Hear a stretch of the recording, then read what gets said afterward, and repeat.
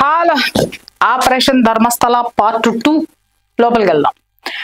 ఇప్పుడు మనం అనుకున్నది ఏంటి, ఇందాకటి వరకు కూడా దూతగాడు వచ్చాడు, దూతగాడు సంప్రదించిన తర్వాత వాడు ఒక అద్భుతమైనటువంటి స్టోరీ చేశాడు. ఈ స్టోరీ చేసిన తర్వాత ఏమైంది, ఒక్కసారి కర్ణాటక అంతా భగ్గుమంది జస్టిస్ ఫర్ సౌజన్య అనేటటువంటి ఒక నినాదాన్ని జనాల్లోకి తీసుకుని వెళ్ళడానికి అద్భుతమైనటువంటి ఆ దాన్ని ఏమంటారు, ఆ ప్రయత్నం, ఆ దూతగాడి ప్రయత్నం ఏదైతే ఉందో అది ఫలించింది.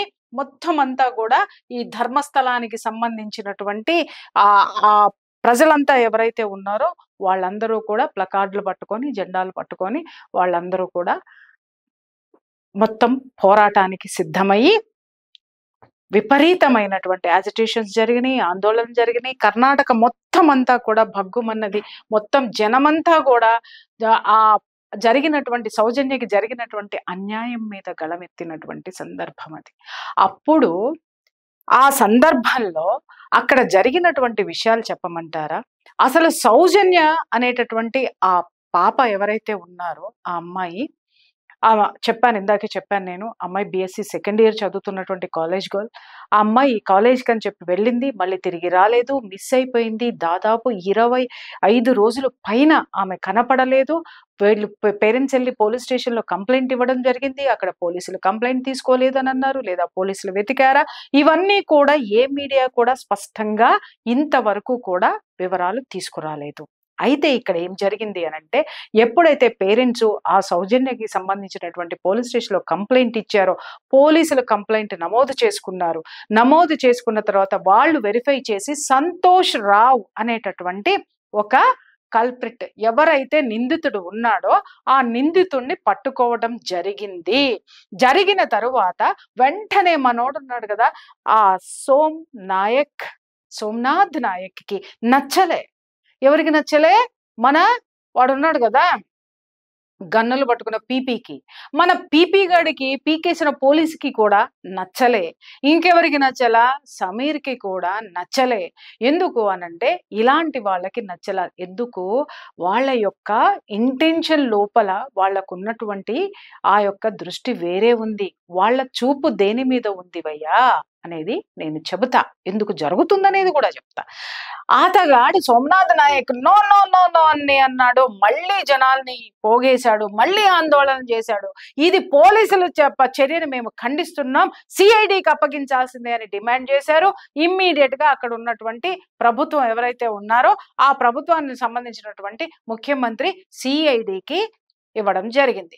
సిఐడి కూడా ఇన్వెస్టిగేషన్ చేసి సదరు ఈ సంతోష్ రావే ఆ చర్యకు, ఆమె మీద దాడి చేయడం కానీ, ఆమెను హత్య చేయడం కానీ ఏం జరిగింది అనేటటువంటి, ఆమె హత్యకి మూలకారకుడు ఈ సంతోష్ రావు అనేటటువంటి వాడే కారకుడు అని సిఐడి రిపోర్ట్ ఇచ్చింది. ఆ తర్వాత అది ఇమ్మీడియట్ గా కంగు తిన్నాడు వాడు. వాడికి అది రుచించలా. వాడికి కావాల్సింది ఏంటి అనేది అక్కడ నేను తర్వాత చెప్తా. నువ్వు అనొచ్చు తర్వాత ఏంటని, తర్వాతే మీరు వినాల్సిందే. ఆ తర్వాత ఏం చేశాడు? No no no no no రాష్ట్ర ప్రభుత్వాన్ని కొనేశాడు వీరేంద్ర హెగ్డే.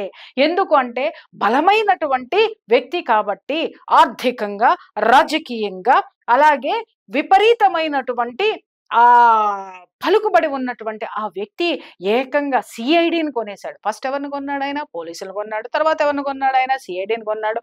అరే, కొనలేనటువంటి వాళ్ళు ఎవరైనా ఉంటారు అంటే సిబిఐకి ఇవ్వండి అని అన్నారు. సరే, వెంటనే అక్కడ ఉన్నటువంటి సీఎం ఆ కేసుని పోలీసులు సిబిఐకి బదిలీ చేశారు. సిబిఐ కూడా ఇన్వెస్టిగేట్ చేసి దీని మీద కూలంకషంగా విచారణ జరిపి ఇన్వెస్టిగేట్ చేసి తేల్చింది ఏంటి అనంటే, అప్పుడు కూడా సదరు వీడు సంతోష్ రావు అనేటటువంటి వాడే ఇతనే ఈ అమ్మాయిని హత్య చేశాడు, అత్యాచారం చేశాడు. అత్యాచారం చేసిన దాని మీద నాకు కరెక్ట్ డీటెయిల్స్ తెలీదు, బట్ ఆమెను హత్య చేసింది మాత్రం ఇతగాడే అనేటటువంటి వాస్తవాల్ని సిబిఐ కూడా ఇచ్చిందా? ఇచ్చిన తరువాత సదరు మన సంతోష్ రావు జైలుకు వెళ్ళాడు, అరెస్టు చేయబడ్డాడు. అక్కడ మళ్ళీ మన సోమనాథ్ నాయక్ అండ్ గ్యాంగ్ అండుకో ఏం చెప్పారు, ఇది రుచించలా, వీణ్ణి అమాయకుణ్ణి చెయ్యాలి, ఇంకా వీరేంద్ర హెగ్డేని నానా ఇది చెయ్యాలని చెప్పి అదిగదుగో అప్పుడే మన అప్పుడు దిగింది ఒకానొక అద్భుతమైనటువంటి పీస్, దొంగ హిందూ ముసుగులో ఉన్నటువంటి ఒక దరిద్రమైనటువంటి ఒక దాన్ని ఏమనాలి, కీచకుడనాలా, ఇవన్నీ పేర్లు తక్కువే అనుకోవచ్చేమో. ఒకానొక దుర్మార్గమైనటువంటి శాల్తీ దిగింది. ఆ శాల్తీ పేరే మహేష్ తిమ్మరోడి. మహేష్ శెట్టి తిమ్మరోడి. ఈతగాడు హిందుత్వ ముసుగులో ఉండి ఆ వీరేంద్ర హెగ్డే గారికి సంబంధించినటువంటి పరపతిని డిమాలిష్ చేయడంలో ఈతగాడు కూడా పోయి సోమనాథ్ చటర్జీ తోటి చేతులు కలిపి ఇమ్మీడియట్ గా ఒక ప్రముఖ ఛానల్లో ఈయన కూర్చొని వెంటనే ఒక స్టేట్మెంట్ విసిరవతల పారేశాడు. ఎందుకు, ఏమిటి అనంటే, no no no no Santosh Rao అనేటటువంటి వాడు ముఖం చూశాడా, వాడు పళ్ళు తోముకొని ఎన్ని రోజులైంది, ఆడు సంతూర్ సోప్ పెట్టి ముఖం కడుక్కుని ఎన్ని రోజులైంది, ఆడు రిన్ సోప్ పెట్టి బట్టలు ఉతికి ఎన్ని రోజులైంది, వాడిని చూసారా, వాడు అమాయకుడు, వాడు పిచ్చివాడు, వాడికి ఏమీ తెలియదు, వాడిని తీసుకొస్తారా, అసలు ఈ హత్య జరిగింది ఎవరో తెలుసా, ఎవరంటే నా దగ్గర సాక్ష్యాలున్నాయి, నా మొబైల్లో సాక్ష్యాలున్నాయి అని చెప్పి ఈ విధంగా చూపించుకుంటూ వీరేంద్ర హెగ్డే యొక్క సోదరుడి కొడుకు ఎవరైతే ఉన్నారో ఆ సోదరుడి కొడుకే ఈ అత్యాచారం చేశాడు అనేటటువంటి ఒక బాంబు పేల్చాడు. వెంటనే సంచలనం. ఎందుకు ఈ ఐటమ్ పీస్ దిగిందంటే, ద గ్రేట్ ఈ యొక్క సనాతన్ దిగాడు అనంటే, సనాతన్ అని వీడిని అనద్దు, వీడిని పాతరేయాలన్నమాట. ఎందుకు అనంటే, ఒక సోమనాథ్ నాయక్ అనేటటువంటి వాడి బలం సరిపోలేదు వీరేంద్ర హెగ్డేని పడగొట్టడానికి. అలాగే వాడితో చేరినటువంటి పీపీ గాడు ఎవడైతే ఉన్నాడో గిరీష్ మన్నావర్, వాడు తీసుకొచ్చినటువంటి వాడు చేసినటువంటి స్కెచ్ కూడా పని చేయలేదు. ఈ గిరీష్ మన్నావర్ తీసుకొచ్చినటువంటి సమీర్ అనేటటువంటి ఆయుధము ఏదైతే వదిలాడో ఆ ఆయుధానికి ఏ విధమైనటువంటి ఇది మళ్ళీ దాన్ని వినియోగించేటటువంటి ఆ ఆయుధాన్ని వినియోగించేటటువంటి ఒక ధీరుడు, సూర్యుడు, వీరుడు, దరిద్రుడు కావాల్సి వచ్చాడు. ఆ దరిద్రుడు, ఆ ఉత్తర కుమారుడు ఎవరయ్యా అనంటే, ఇదిగో మనాడు ఈ దరిద్రుడు అనమాట. వీడిని ఏమనాలి అనంటే, వీడి పేరు మహేష్ శెట్టి తిమ్మరోడి. ఈ తిమ్మరోడి అనేటటువంటి ఈ తెంగర వెధవ, వీడు హిందూ ముసుగులో ఉన్నటువంటి ఒక భయంకరమైనటువంటి రాబందు. వీడు కూడా వీరేంద్ర హెగ్డే గారిని ఆయన ఒక పరపతిని నాశనం చేయటానికి ధర్మస్థలంలో ఉన్నటువంటి ధర్మాన్ని అధర్మంగా జనాల్లోకి తీసుకువెళ్ళడానికి ఆ సోమనాథ్ నాయక్ అనేటటువంటి వాడు దించినటువంటి తింగర్ వెధవ వీడు మహేష్ తిమ్మరోడి.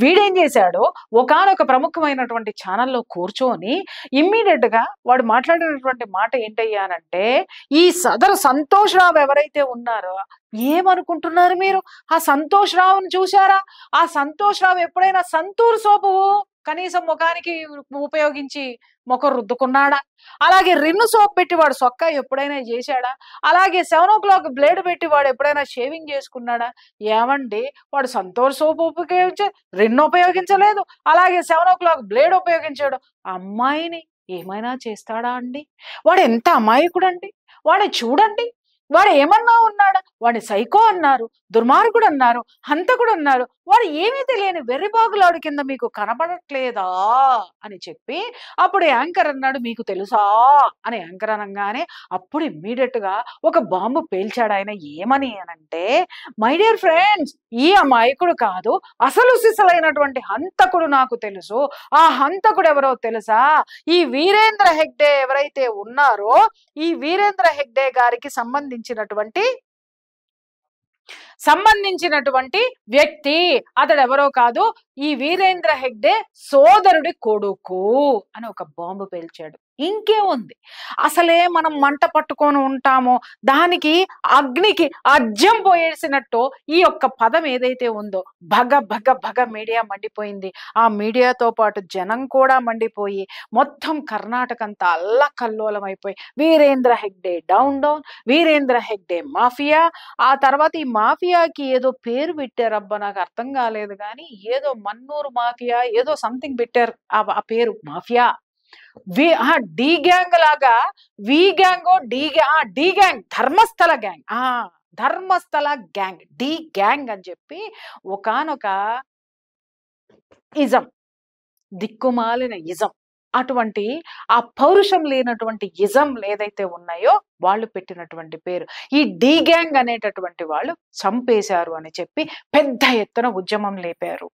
ఉద్యమం లేపిన తర్వాత వెంటనే వీరేంద్ర హెగ్డే ఏం చేశాడు అంటే, వాళ్ళ ఫ్యామిలీ ఎవరి మీదైతే ఎలిగేషన్ వేశారో ఇమ్మీడియట్ గా ఆ ఆధారాల్ని వాళ్ళు కోర్టుకి సమర్పించారు, పోలీస్ స్టేషన్ కి సమర్పించారు, ప్రెస్ ముందు పెట్టడం కూడా జరిగింది. ఏంటి అనంటే, ఇది false, fake news, false allegation.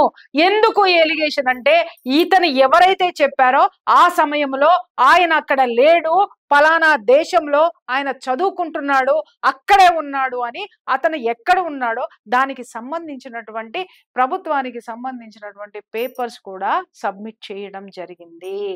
మనాళ్ళు రెడీగా ఉంటారు, ఎందుకంటే అందరి కథకలే నిన్న చూసాం కదా, మార్వాడి గో బ్యాక్ ఒక రోజు, రెండో రోజు చేతి వృత్తులు కావాలి ఒక రోజు, మూడో రోజు ఏమో జీరో దందా జరుగుతుందని నాలుగో రోజు, అంటే అమెండ్మెంట్ చేసుకుంటూ వెళ్తారు. వీళ్ళందరూ ఏంటంటే బుర్ర కథలు, హరికథలు చెప్పే, హరికథలు చెప్పుకో బాగా చెప్పేటటువంటి ఒక గ్యాంగ్ అన్నమాట. హరికథలు చెప్పినంత లౌక్యంతో వీళ్ళు ఎంత అద్భుతంగా కథనాలు అమ్మి జనాల్ని ఈ విధంగా చేసేటటువంటి నికృష్టమైనటువంటి కొన్ని జాతులు దీంట్లోకి చేరి ఇమ్మీడియట్ గా ఏమన్నాయి, no no no no no no no, ఒక్కసారే ఏమైంది, పచ్చి వెలక్కాయ గొంతులో పడ్డట్టయింది.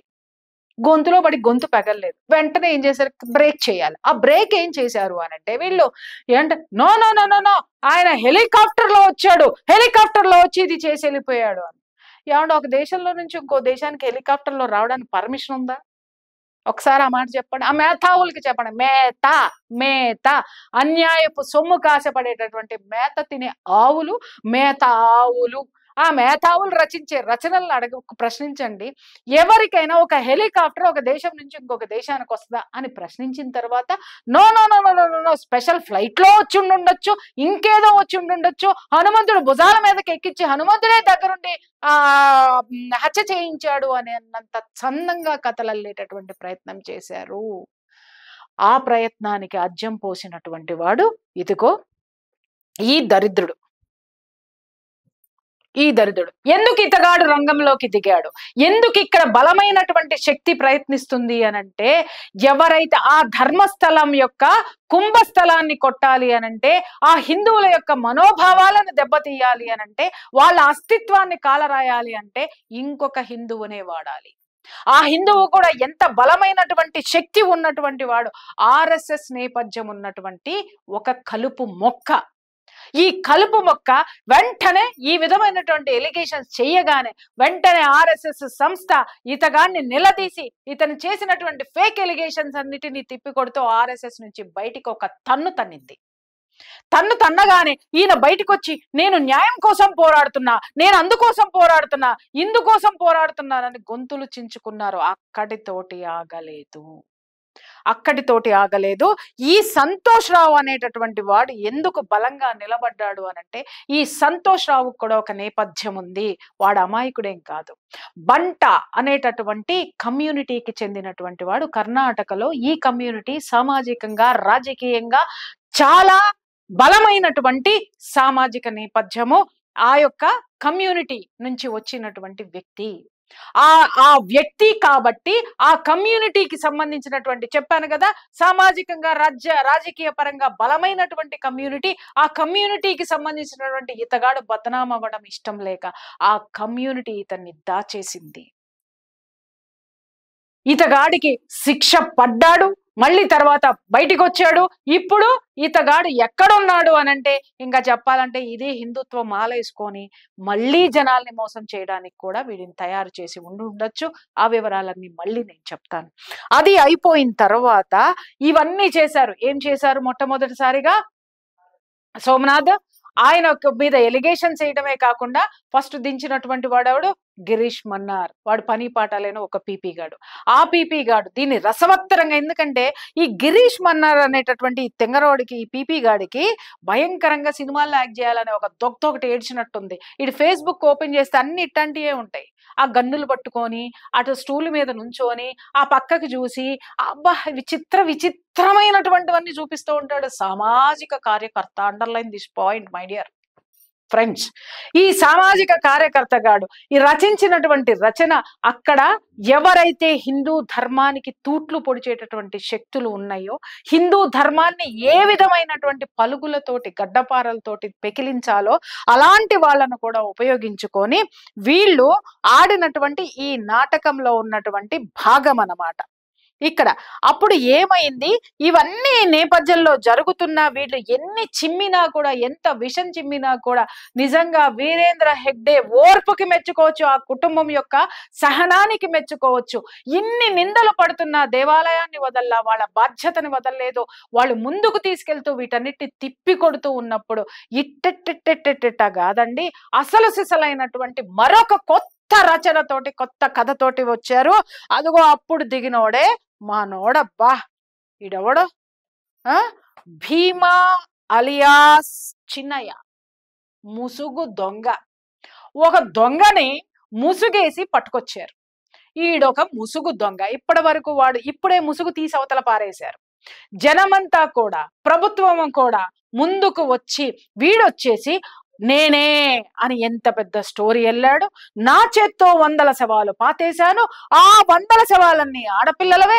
ఆడపిల్లల ఒంటి మీద ఫలానా ఉన్నాయి, ఘాట్లున్నాయి, అత్యాచారాలు చేశారు. నా మనసు ఒప్పుకోలేదు. నేను దాన్ని బ్లాస్ట్ అవ్వడానికి వచ్చాను. రాండ్ రాండ్ రాండ్ రాండ్ తవ్వండి తీయండి తీయండి అని చెప్పేసి ప్రభుత్వాన్ని, ప్రజల్ని, ప్రెస్ని పక్కదవ్వ పట్టిస్తే ఎర్రి పుష్పాల్లాగా మనం పోయాం. చూసావా? చాలా మంది అడిగారు, ప్రియా చౌదరి ధర్మస్థలం మీద ఎందుకు మాట్లాడవని. చాలా మంది ఫ్రెండ్స్ కూడా అన్నారు, ప్రియా చౌదరి ఎందుకు రిక్వెస్ట్ చేయను. అరే పిచ్చ పీపిల్లారా, ఒక జర్నలిస్ట్ని ఏది ఫేకో ఏది రియలో ఇంకొక విషయం కూడా నేను చెప్తున్నాను. ఆ మాత్రం తెలియనటువంటి దాన్ని కాదు నేను. ఎప్పుడైనా సరే జరగగానే ముందుకు పడిపోయి వ్యూవర్షిప్ కోసం నేను ఎప్పుడు మాట్లాడలా. వాస్తవాలు తెలిసిన తర్వాతనే నేను మాట్లాడతాను. అర్థమైందా? ఎప్పుడైతే 100లాది శవాలు అక్కడ ఉన్నాయి అని అన్నారో ఇమ్మీడియట్ గా కర్ణాటకలో ఉన్నటువంటి నా దోస్తులైనటువంటి నా మిత్రులు జర్నలిస్టులని నేను మాట్లాడడం జరిగింది. వాళ్ళు ఒకటే చెప్పారు, సనాతన ధర్మం మీద దాడి మాడమిది అని అనగానే చోద్యం చూద్దామని చూస్తున్నాను ఇన్ని రోజులు. అందుకే ఎపిసోడ్ చెయ్యలేదు. ఖచ్చితంగా ఈ రోజు వస్తుందన్న సంగతి నాకు తెలుసు. అందుకే ఇప్పుడు మీ ముందు పెడుతున్నాను. ఈ ముసుగు దొంగను ఒకటి ప్రవేశపెట్టారు. ఇమ్మీడియట్ గా ఆ రాష్ట్ర ముఖ్యమంత్రి ఎవరైతే ఉన్నారో, పాపం నిజంగా ఆయన ఓర్పుకు కూడా మెచ్చుకోవచ్చు. ఈ కల్పిత కథనాలన్నిటికీ కూడా తిప్పి కొట్టాడని అనుకోవాలా, లేకపోతే వీటిని ఇంకా ప్రపంచానికి ఎలాబరేట్ చేసి ఈ ధర్మస్థలానికి మరక అంటించాలని అనుకున్నాడో తెలియదు. కానీ పాపం ఆయన ప్రతి ఒక్కదానికి తవ్వేయండి తీసేయండి సంచలనం చేసేయండి అని చెప్పేసి ప్రతి ఒక్కదానికి కూడా ఆయన యాక్సెప్టెన్స్ ఇవ్వడము. అలాగే అధికారులందరూ కూడా పోయి ఎక్కడెక్కడ ఏమున్నాయో, ఎక్కడ తవ్వమంటే తవ్వారు, ఎక్కడ కూర్చో అంటే కూర్చున్నారు, ఎక్కడ వచ్చబోయండి అంటే పోసారు, ఎక్కడ ఏం చేయాలనుకుంటే అది చేశారు. రైట్. ఎక్కడైనా ఒక్కటైనా సరే కళేబరం దొరికిందా? ఒక్క అస్థి పంజరమైనా దొరికిందా? దొరికే లోపు కథనాలు పుంకాలు ఇన్వెస్టిగేషన్లు. ఆ ఇన్వెస్టిగేషన్ లో ఇది ఇంకొక విషయం చెప్తున్నాను మై డియర్ ఫ్రెండ్స్. ఇక్కడ మనం చెప్పాల్సినటువంటి విషయం ఏంటంటే, ఇది లాస్ట్ లో చెప్తాను. ఇక్కడ వచ్చిన తర్వాత 100 శవాలు ఉన్నాయి అనగానే ఈ క్యారెక్టర్ ఎప్పుడైతే దిగిందో, ఈ క్యారెక్టర్ చెప్పినటువంటి విషయాలన్నీ పక్కదో ప్రశ్నలు ఎప్పుడైతే మొదలవుతున్నాయో, అరే వీడొచ్చి ఏ శవమైనా తీస్తే అది మా వాళ్ళ శవం అని చెప్పడానికి ఎవడైనా ఉండాలి కదా అని అంటే అప్పుడు దిగిందబ్బా దీని మా జీవితం. మకానటి సుజాత భట్. అందరూ టాటాలే ఉన్నాయి అన్ని. అవునట్టా, కావునట, జరిగిందట, ఏమోనట, అన్ని టాలే. ప్రతి ఒక్క పేరు వెనక టాలే ఉన్నాయి. ఆ! ఈ మహానటి అబ్బబ్బబ్బబ్బబ్బబ్బా! ఏమన్నా అసలు తెలుగు టాలీవుడ్, కాలీవుడ్, హాలీవుడ్ ఇండస్ట్రీలు ఎంత మిస్ అవుతున్నాయో ఈ మకానటి. ఏ పొళ్ళూడిపోయి మరి ఈ మాడము ఈ వయసులో గూడా నడుచుకుంటూ, నడుచుకుంటూ, నడుచుకుంటూ అతి భయంకరంగా నడుచుకుంటూ వచ్చి, "నా కూతురు చనిపోయింది. అనన్య భట్ పేరు. పలానా దాంట్లో ఉంది. నన్నప్పుడు కొట్టారు. 3 నెలలు పడిపోయా. 4 నెలలో లేచా. ఇద్దిద్దో ఇప్పుడే వస్తున్నా.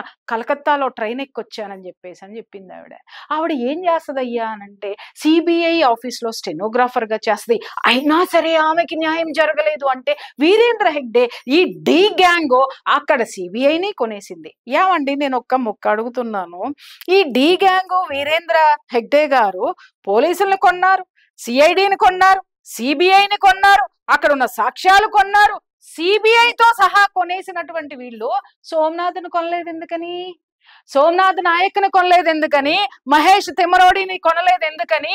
గిరీష్ పీపీ గాడిని కొనలేదెందుకని? తరువాత వాడెవడైతే దూత అనేటటువంటి ఛానెల్‌లో ఉన్నటువంటి సమీర్‌ని ఎందుకని కొనలేకపోయింది? అంటే వీళ్ళందరూ అంత గొప్పవాళ్ళా? నిక్కచ్చిగా నిజాయితీగా ఉన్నారా? వీళ్ళ నిజాయితీ ఏంటో నేను చెప్తాను. ఈవిడ గారొచ్చి ఒక అద్భుతమైనటువంటి స్టోరీ చెబితే, ఆ తర్వాత మొత్తం అక్కడి నుంచి అసలు ఈ అనన్య భట్ ఎక్కడుంది? ఏముంది? మన కొంతమంది జర్నలిస్ట్ మిత్రులు ఎవరైతే ఉన్నారో దాంట్లో ఇద్దరు ముగ్గురు బలంగా నిలబడి వాళ్ళ ఇన్వెస్టిగేషన్ లో తేలింది ఏంటి అనంటే, అక్కడ అనన్య భట్ అనే పేరే లేదు. అమ్మా ఆవిడ ఫోటో ఇవ్వండి అంటే ఆవిడ అనన్య భట్కి సంబంధించినటువంటి డేట్ ఆఫ్ బర్త్ ఈ ఇన్వెస్టిగేషన్ చేసినటువంటి ఆ సోకాల్డ్ ఛానల్స్ కి నేను చెప్తున్నాను, అద్భుతంగా స్టోరీలు చేసి ఇంటర్వ్యూలు వేసి జనాల్ని పక్కదోవ పట్టించినటువంటి ఛానల్స్ ఎక్కడికెక్కడికో వెళ్ళి సాక్ష్యాలు సేకరించుకొచ్చి నేను ఎపిసోడ్స్ చేసినటువంటి కోహనా మేధావులకి నేను చెప్తున్నాను. ఆ ఛానల్స్ అనన్య భట్ యొక్క సర్టిఫికెట్స్ ఎక్కడ ఉన్నాయి? 10th క్లాస్ సర్టిఫికెట్ ఉంది, డేట్ ఆఫ్ బర్త్ సర్టిఫికెట్ ఎక్కడ, ఇంటర్ చదివినటువంటి సర్టిఫికెట్ ఎక్కడ, ఆ కాలేజ్ లో ఎంట్రీ ఉన్నటువంటి ఆ స్టూడెంట్ ఐడి ఎక్కడ? ఇవెందుకు తీసుకురాలేకపోయినాయి?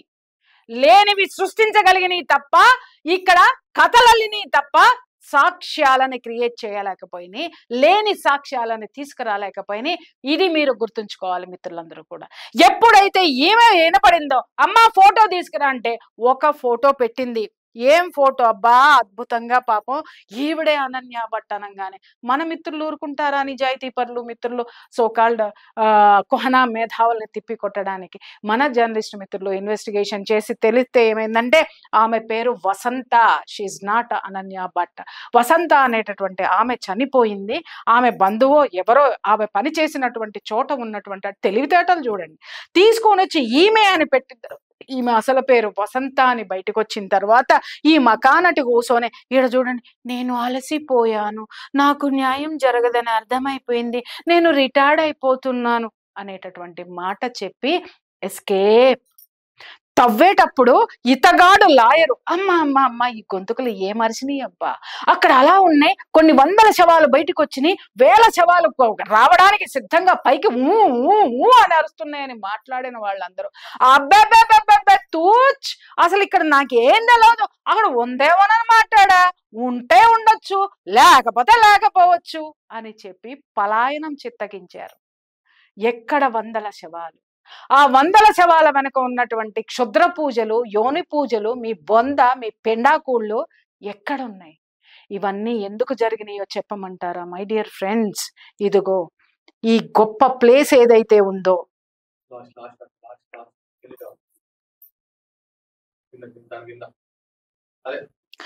ఈ ధర్మస్థలం, ఇది ధర్మాన్ని నిలబెట్టేటటువంటి స్థలము. ఈ ధర్మస్థలం కింద ఎన్నో విద్యాలయాలు ఉన్నాయి, ఆసుపత్రులు ఉన్నాయి. ఈ ధర్మస్థలంలో ఉన్నటువంటి ఆ సేవా ట్రస్ట్ లో ఉన్నటువంటి సొమ్ము మీద కన్ను వేసినటువంటి రాబందులు ఇవన్నీ తెలుసా మీకు? ఇక్కడ ఈ ధర్మస్థలం ధర్మాధికారి ఆయన, సర్వ హక్కులు ఆయనకే చెంది ఉన్నాయి. ఇది గనక దీనికి మీకు ఒక విషయం చెప్తాను. ఇక్కడ ఈ ధర్మస్థలిలో మనం వెళ్ళాము అనంటే మార్నింగ్ నుంచి ఈవినింగ్ వరకు 3 పూట్ల మనకి ఫుడ్ ఉంటుంది, ఆదరాభిమానాలు ఉంటాయి అక్కడ, అలాగే సేవలు ఉన్నాయి అక్కడ. ఎన్ని విధాలైనటువంటి ఎంత క్రమశిక్షణతో అక్కడ ఉంటుందంటే, తిరుమల తిరుపతి దేవస్థానం ఎలా ఉంటుందో ఇంకా చెప్పాలి అనంటే దానికి ఈక్వల్ గా చెప్పొచ్చు, ఇంకా ఒక మెట్టు ఎక్కువే చెప్పొచ్చు. ఒకే ఒక్క వ్యక్తి చేతిలో అది ఉంది కాబట్టే న్యాయంతో పరిఢవిల్లుతుంది. ఆ విద్యాలయాలు, మెడికల్ కాలేజెస్ ఇవన్నీ ట్రస్ట్ కింద ఉన్నాయి. Engineering colleges, medical colleges, educational institutions, అలాగే ఒక ట్రస్ట్ కి సంబంధించిన బ్యాంకుతో పెట్టుకున్నటువంటి నిధులు, ఆ దేవాలయం మీద వచ్చేటటువంటి కోట్ల రూపాయల ఆస్తులు ఏవైతే ఉన్నాయో వీటన్నిటి మీద కన్నేసినటువంటి సోమనాథ్ నాయక్ అనేటటువంటి దగుల్బాజీ చీడపురుగు ఆడినటువంటి నాటకం ఇది. చాలా మంది మాట్లాడుతున్నారు సౌజన్య ఏమైందండి అని. ఇట్ ఈస్ పోలీసులు ఎంక్వైరీ చేశారు, ఇన్వెస్టిగేషన్ లో సంతోష్ రావు చేశాడన్నాడు. సిఐడికి అప్పచెప్పమంటే అదే ఇచ్చింది, సిబిఐతో సహా అదే ఇస్తే ఏం వాగుతున్నాయి కొన్ని నోళ్ళు, మొత్తాన్ని వీరేంద్ర హెగ్డే కొన్నాడు అని. వీరేంద్ర హెగ్డే న్యాయాన్ని కొనేవాడైతే అన్యాయంతో కూర్చున్న మీ అందరినీ వీరేంద్ర హెగ్డే కొనడా? ఆయన అధర్మాన్ని కొనలేదండి, ధర్మంతో పోరాడినటువంటి ఒక వ్యక్తి. ఎంత అద్భుతమైనటువంటి ఆ పరిపాలన కానీ, అక్కడ ధర్మాన్ని కాపాడేటటువంటి ఆ డిసిప్లిన్ కానీ మనము తల వంచి నమస్కరించాలి, శిరస్సు వంచి నమస్కరించాలి. ఈ ధర్మస్థలం మీద ఉన్నటువంటి కన్ను వేసినటువంటి కామ్రేడ్స్ ఆడినటువంటి నాటకం, ఆ వాళ్ళు ఆడినటువంటి అతి భయంకరమైనటువంటి మృత్య కేళి అనాలి దీన్ని. లేనటువంటి శవాల్ని సృష్టించి, లేనటువంటి అపవాదులు వేసి, అసత్యాలు మాట్లాడి ఒక ధర్మం మీద పొడిచినటువంటి పోటు. కానీ శివుడు రుద్రతాండవం చేశాడు, తాండవం చేశాడు. ధర్మం నిలబడే తీరుతుంది. ఈ రోజు సుజాత భట్ వెనక్కి వెళ్ళిపోయింది. ఆ విజిల్ బ్లోయర్ ఎవడైతే ఉన్నాడో భీమా అలియాస్ చిన్నయ్య, భీమా, జై భీమ్ పెట్టుకోండి. ఇలాంటి క్యారెక్టర్స్ ని పై నిన్న మొన్న చూసాం, ఒకడు వచ్చాడు కలుపు మొక్క, తెలంగాణ పేరు పెట్టుకొని. ఇలాంటి కలుపు మొక్కేవాడు కూడా. వీళ్ళు ఒక ప్రాంతీయవాదాన్నో లేకపోతే ఒక కులానికి సంబంధించినటువంటి ఆ స్ట్రెంగ్త్ ని తీసుకోవడానికో వీళ్ళు ఆ పేర్లు పెట్టుకొని దాని నుంచి బయటకు వచ్చి మన ధర్మం మీద జరిపేటటువంటి దాడుల్లో భాగస్వాములు అవటం సిగ్గుచేటు. దాంట్లో ఒక హిందువు కూడా పాల్గొనడం అనేది ఇంకా సిగ్గుచేటు. వీళ్ళందరినీ ఏం చేయాలి మై డియర్ ఫ్రెండ్స్? కాల్చి పారేయాలి, నిట్టనిలుగా నిలబెట్టి పెట్రోల్ పోసి తగలబెట్టాలి. ఈ యొక్క ప్రభావం ఎవరి మీద పడుతుందో తెలుసా? ఇప్పుడున్నటువంటి యువత మీద పడుతుంది. ఆ యువతకి మన ధర్మం పట్ల నమ్మకం పోతుంది, అలాగే దేవుడి పట్ల నమ్మకం పోతుంది. ఇలా ధర్మం పట్ల, దేవుళ్ళ పట్ల విశ్వాసాన్ని కోల్పోతే మన పిల్లలు చివరికి హేతువాదులై ఏం చేస్తారు? ఈ దగుల్బాజీలు చెప్పినట్టు ఆడతారు. వీళ్ళే దేవుళ్ళని నమ్ముతారు, ఈ దరిద్రులనే నమ్ముతారు. ఈ దరిద్రులు ఏం చేస్తే అదే కరెక్ట్ అని చెప్పేసి నమ్మేటటువంటి స్థితి ఈ రోజు తీసుకొస్తుంటే, నిజంగా చెప్పాలి శివ భగవాన్ ఉన్నాడు, అక్కడ ఉన్నాడు. నిజం చెప్తున్నాను కదా, ఆయన ఆడినటువంటి నాటకం అనుకోండి. ఎందుకంటే ఈ విజిల్ బ్లోయర్ అనేటటువంటి వాడిని సృష్టించిందే వాడు, మనుషులు కావచ్చు, కానీ ఆడించిన నాటకం మొత్తము శివ భగవానుడు ఆడించాడు. ఇంకా చెప్పాలంటే, ఇంకా ఈ నోళ్ళు మూత పడకపోతే ఇప్పుడు రుద్రతాండవం ఆడాడు అనుకోండి. ధర్మో రక్షతి రక్షితః, ధర్మహింస తదైవచ. ధర్మాన్ని రక్షించిన వాడిని ఆ ధర్మం రక్షిస్తుంది. ధర్మహింస, ధర్మాన్ని చెడగొట్టిన వాడికి, తూట్లు పొడిచిన వాడిని ఆ ధర్మమే నాశనం చేస్తుంది. ఆ ధర్మం యొక్క రథ చక్రాల కింద పడి నలిగి చస్తాడు అని చెప్పి పరమేశ్వరుడు, పరంధాముడు చెప్పినటువంటి ఈ యొక్క సత్యాన్ని హిందువులందరూ తెలుసుకోవాల్సినటువంటి అవసరం ఉంది. ఇలాంటి దగుల్బాజీ నోళ్ళకి తాళం వేయాల్సినటువంటి అవసరం ఉంది. ఈ విమర్శలని తిప్పికొట్టాల్సినటువంటి అవసరం ఉంది. ఇది ప్రతి హిందువు యొక్క కర్తవ్యం. మై డియర్ ఫ్రెండ్స్, మన యువతలో మన మన మన సనాతన ధర్మం పట్ల విశ్వాసాన్ని, భగవంతుడి పట్ల భక్తిని పెంపొందించి ధర్మం పట్ల నిబద్ధతని మనం నింపాల్సినటువంటి అవసరం ఉంది. కాబట్టి మనమందరం ముందుకు అడుగు వేసి మన ధర్మాన్ని నిలబెట్టుకుందాం. జై హింద్.